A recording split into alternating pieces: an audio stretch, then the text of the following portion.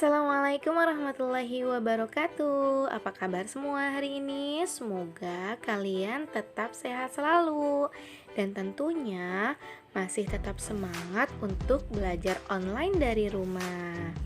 Baiklah, untuk memulai pembelajaran, marilah sama-sama kita berdoa terlebih dahulu. Berdoa dimulai, berdoa selesai. Untuk selanjutnya, marilah kita simak video pembelajaran berikut ini. Pada hari ini, kita akan membahas tentang ciri kebahasaan pada teks tanggapan. Apa saja ciri kebahasaan pada teks tanggapan? Yang pertama adalah kalimat kompleks, kemudian kalimat aktif. Selanjutnya yang ketiga kalimat deskriptif, dan yang keempat adalah kata tugas dan kata istilah. Kita akan bahas satu persatu. Oke, kita mulai dari kalimat kompleks. Apa yang dinamakan dengan kalimat kompleks? Ya, kalimat kompleks adalah kalimat yang memiliki lebih dari dua struktur dan dua verba atau dua kata kerja. Kalimat kompleks juga bisa dikatakan sebagai kalimat yang telah mengalami perluasan, seperti penambahan fungsi keterangan. Perhatikan contoh berikut. Ia mempunyai daya juang yang tinggi, tetapi belum mendapatkan dukungan dari rakyat. Yang kedua, guru bekerja sebagai mentor yang membimbing dan memberikan petunjuk kepada siswa. Dalam kalimat kompleks, urutan penulisannya dalam satu kalimat itu terdiri dari dua kata kerja. Nah, urutannya seperti keterangan, perhatikan keterangan, ada kalimat satu, kemudian konjungsi, disusul lagi dengan kalimat dua. Perhatikan contoh yang kedua tadi. Guru sebagai mentor yang membimbing itu adalah kalimat satu, dan itu merupakan konjungsi. Guru memberikan petunjuk kepada siswa itu merupakan kalimat yang kedua. Jadi, pada kalimat tersebut terdapat dua kata kerja atau lebih dari satu klausa, yaitu membimbing dan memberikan petunjuk.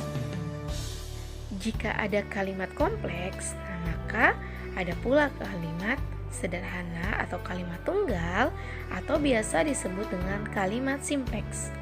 Kalimat simpleks ini merupakan kalimat yang hanya terdiri dari satu klausa atau hanya terdiri dari satu kata kerja ataupun terdiri dari satu subjek dan satu predikat.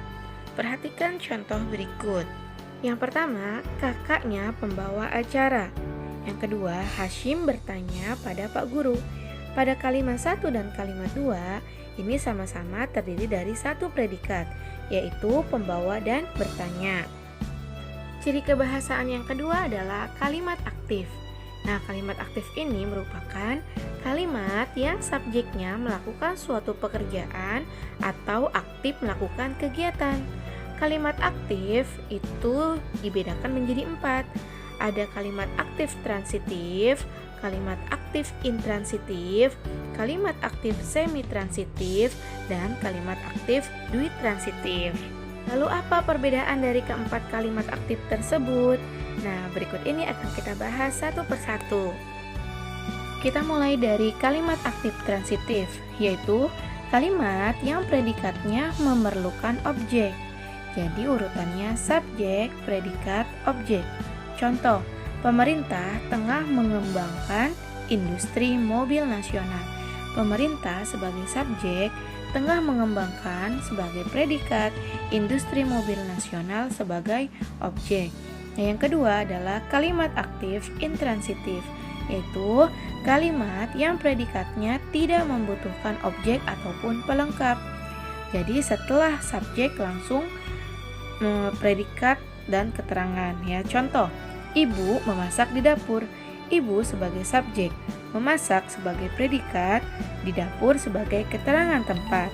Dan yang ketiga adalah kalimat aktif semi-transitif, yaitu kalimat yang predikatnya membutuhkan pelengkap. Perhatikan contoh berikut. Usahanya hanya bermodalkan kejujuran dan keberanian. Usahanya disebut sebagai subjek. Hanya bermodalkan itu namanya predikat.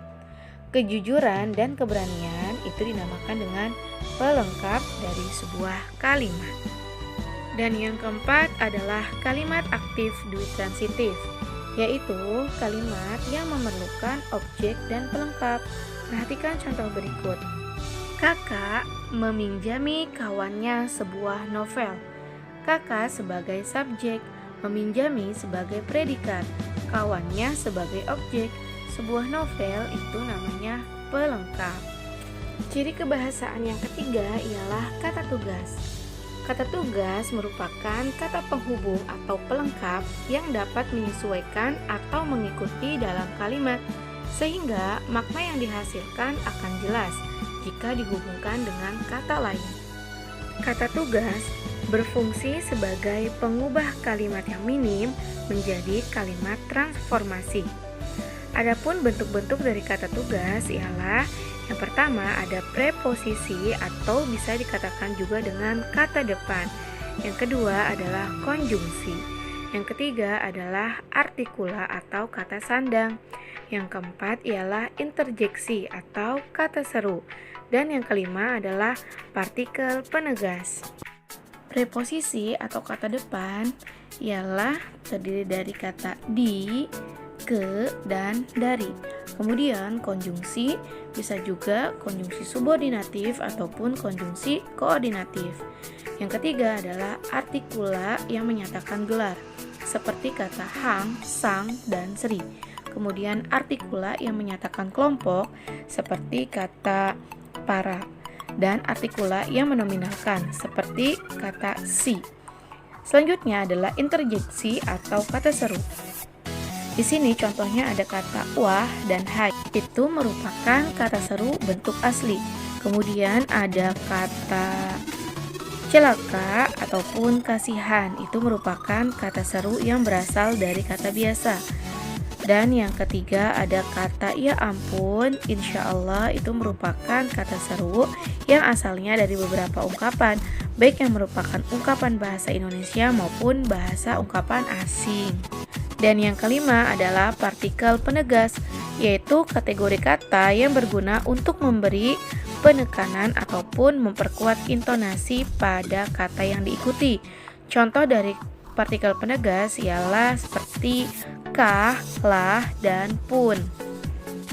Ciri kebahasaan yang keempat yaitu kalimat deskriptif.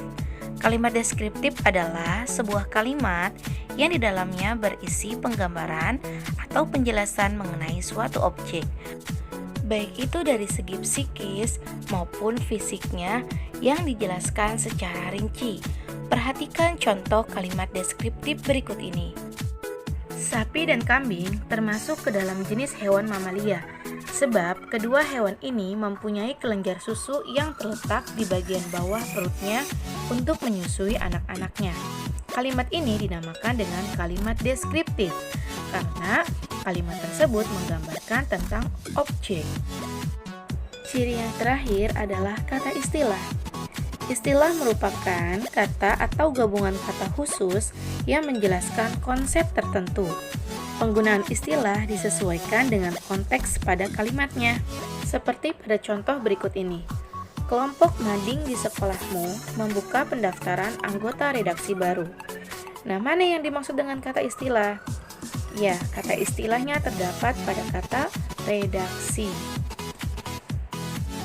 Baiklah, selesai pembelajaran kita hari ini. Semoga dapat kalian mengerti ya. Kurang lebihnya mohon maaf. Terima kasih. Wassalamualaikum warahmatullahi wabarakatuh.